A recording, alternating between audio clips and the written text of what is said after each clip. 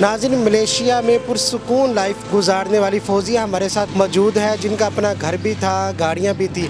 आज वही फौजिया रक्षा चलाने पर मजबूर है, अपने बच्चों का पेट पालने के लिए, अपना गुजर बसर करने के लिए। इधर मेरा ये बेटा बेहोश हो रहा है यूं करके, तो उधर मेरी बेटी गिरी है, तो उधर उसको उठाती है, हम बेटी को उठाती है, उधर उसको उठाती है, उठो होश करो, उनके मुंह में पानी डालो, क्यों मेरे बच्चे भूख से गिरे थे। मैंने क्या किया, मैंने जो कचरे के ढेर से मैंने तो हार गई। मैं क्या करूँ, मैं किसको कहूँ कमीज़ उठाऊंगी, पेट नंगा, किसको कहूँ कि मुझे कुछ दे। NA न्यूज़ की वीडियोस देखने के लिए हमारा चैनल सब्सक्राइब कीजिए और बेल के आइकॉन पर क्लिक कीजिए ताकि आप हमारी तमाम आने वाली वीडियोस से बाखबर रह सकें। बिस्मिल्लाहिर्रहमानिर्रहीम। नाज़रीन अस्सलाम वालेकुम, मैं हूं आपका मेज़बान हाफिज़ खुरम शहजाद और आप देख रहे हैं NA न्यूज़। नाज़रीन, मलेशिया में पुरसुकून लाइफ गुजारने वाली फौजिया हमारे साथ मौजूद है, जिनका अपना घर भी था, गाड़ियाँ भी थी।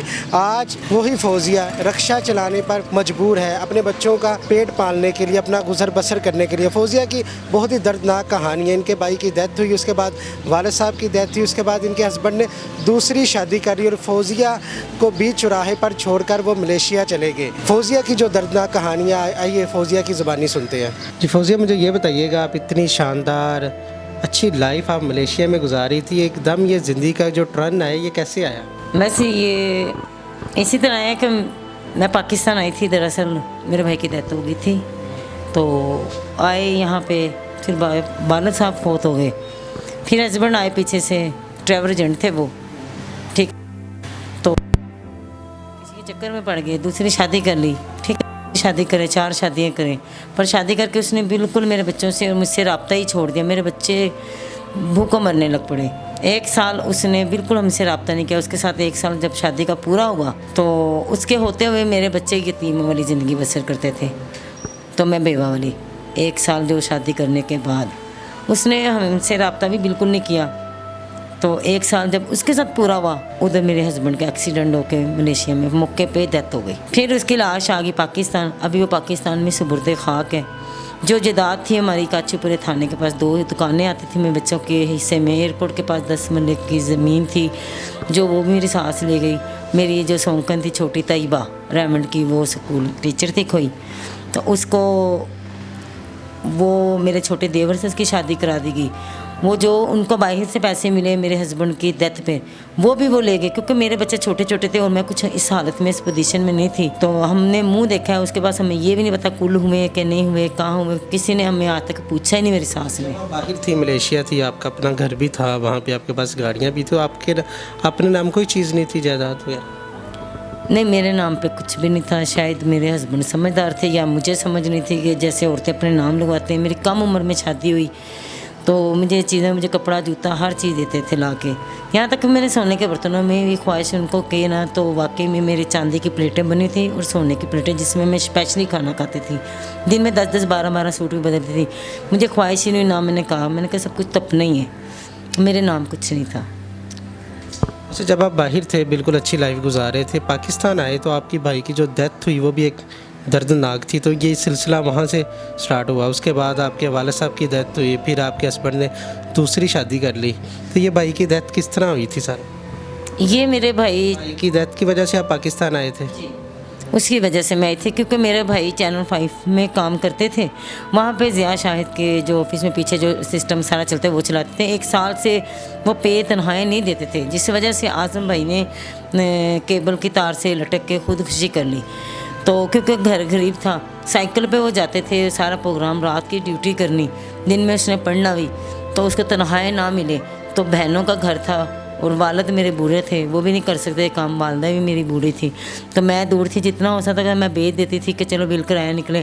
तो मेरा भाई इस चीज़ को भी नहीं आज़म खान पसंद करता था कि मुझे बहन कुछ भेजे, क्योंकि मैं तो सहबी सी थी, मैं कुछ ना कुछ करती होती थी। मेरे हस्बैंड खुद बल्कि करते होते थे, चाहे देखे वो मर गए, अल्लाह ताला उनको जन्नत में कर दे, वो खुद भी बड़ा एहसास करते थे। पर जब इसने दूसरी शादी करके बिल्कुल बच्चों का, मुझे दूसरी शादी जब आपके साथ वो पाकिस्तान आया, किस तरह उसने दूसरी शादी की, क्या वो वाक़या हुआ था?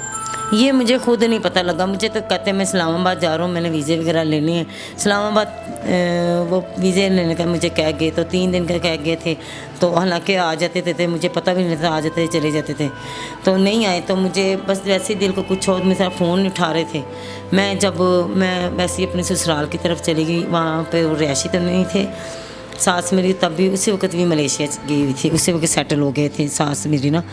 तो मैं जो दादके का जो घर है ना, वहाँ पे तो हमारे ऐसे थे। मैं जाकर पूछूँ तो सही कि मेरा राब्ता नहीं हो रहा, मैं क्या करूँ।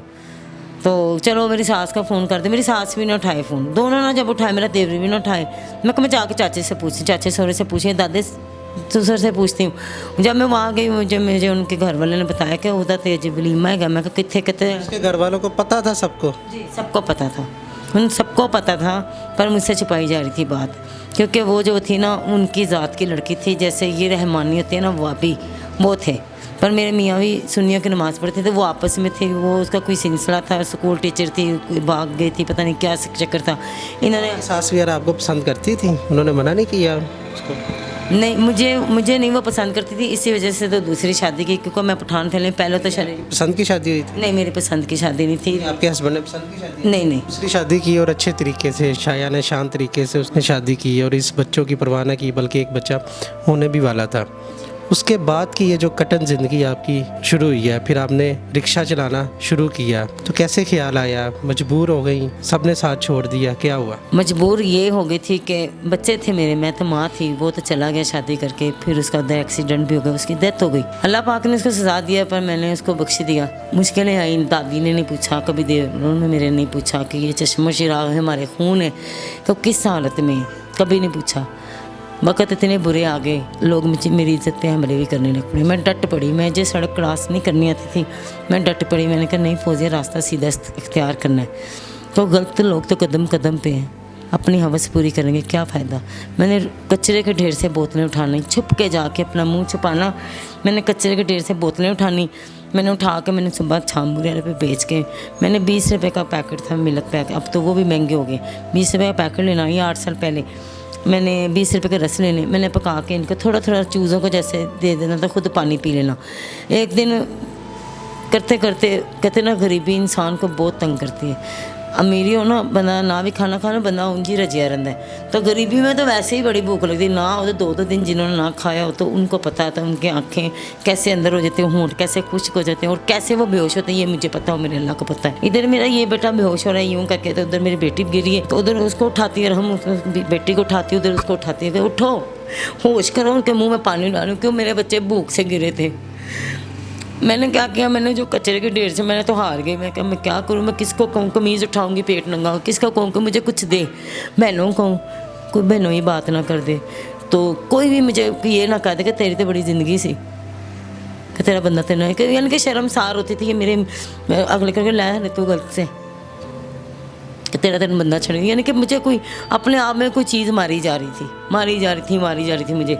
मैंने क्या किया, मैंने वो एक दिन बोतलें इकट्ठी की, उसमें से मैंने आटा 1 किलो लिया, 10 रुपये का मैंने नीला थोथा ले लिया। नीला थोथा लेके मैं आ गई, तो मैंने सोचा इसको डाल के ना आटे में बच्चे को रोटी बना के देती हूँ। तो ये मेरे बच्चे सुनते हैं, इनको ये वाक़या का शुरू से इनके सामने मैं दोहराती आती हूँ, तो इनको बुरा नहीं लगता, तो ये मेरा साथ देते हैं। तो मैंने आटे में गूंदा, मैंने तवे पर रोटी बना ली। वो छोटा सा था जासिम, कहता है पहले बोलता नहीं था मेरी, ये कहता मामा मैं, बेटी कहती मेरी। अब मैं रोटी पका के, मेरी रोटी तैयार हो गई है, मैं इनको देखने लग पड़ी कि आपने पूछा कि मैं रिक्शे की तरफ कैसे आई, कि मेरे साथ सिलसिला क्या चला। मैं बिल्कुल हार गई थी, बच्चों की हालत देख के ना मैं हार गई थी। और मैं इस तरह हारी थी कि मैं गलत तरफ ना जाना कबूल किया, मैंने मौत को कबूल किया। तो कि दुनिया ने मुझे ऐसे नज़रों से देखा, ऐसी ऑफरें की, मुझे मौत बेहतर लगी उस टाइम। मैंने कहा मौत सही है, रोज़ मरने से बेहतर है एक दिन मर जाऊं, वो बेहतर है। मैंने ज़हर ही रोटी बनाई, वो कहता है मैं खाऊंगा, वो कहता है मैं खाऊंगा, बेटी कहती है मैं खाऊंगी। मैंने इनको देखा, मैंने कहा यार फौजिया तो क्या कर रही है, तू अपने बच्चों को मार रही है, कि ये छोटे हैं, तो वो मरने के लिए पहले तैयार हो रहा, वो पहले तैयार हो, मेरी मुसीबत में कमी करने के लिए कितने मुझसे आगे हैं कि मैं इनको मारूंगी, इनको। मैंने कहा इतने, हालांकि इनको नहीं पता, दिल में मेरे आया कि कितने मेरे बच्चे हौसले वाले हैं, वो मौत तो कितनी खुशी से मेरे हाथों से लगा रहे थे, मैं इनको पालूं क्यों ना। मैंने फैसला किया, मैंने लोगों के घरों में काम किया, मैंने गले से लगाया, मैंने आटा फेंका और ऐसी जगह में फेंका, पानी में भगा दिया कि कोई जानवर भी ना, कोई चिड़िया कबूतर ही ना खा ले, उनके भी बच्चे होंगे। मैंने वो फेंक दिया, रोने लग पड़े, मामा रोटी फेंक दी, कि नहीं खानी बेटा, इस पर छिपकली फिर गई। कहते मामा आप झूठ बोले। मैंने कहा मैंने इनको फिर इस वक्त बैठा के इनको मैं कहा बेटा चुप कर, जैसे मैंने जहर डाल दिया था मन। कहते मम्मा क्यों? मैं कहा हमने मर जाना है, तुम्हारा पापा में खर्चा नहीं देते। तब इनके पापा ना मरने से 1 माह की बात पहले, उसके बाद इनके पापा मर गए थे, खुद ही मर गए थे। मैंने कहा आप लोग यतीम हो, आपके पापा मर गए। रिक्शा स्टार्ट किया तो अब मुश्किल तो होती होगी आपको रिक्शा चलाते हुए, लोग तरह तरह की जैसे आपने बताया नज़रों से देखते हैं, तो अब गुजारा हो रहा है? कितना आप रोज़ाना डेली का सर्कल चलता है? नहीं, मेरा गुजारा बहुत मुश्किल होता है, रिक्शा चलाना मुश्किल लगता है, बुरा लगता है। मेरा भी दिल करता है मैं 4 दीवारी में बैठूं। मर्दों के शाना बशाना ठीक है, औरतों को तो होना चाहिए, पर मुझे इस चीज़ का अच्छा है कि कोई मर्द मर्द है, औरत औरत है।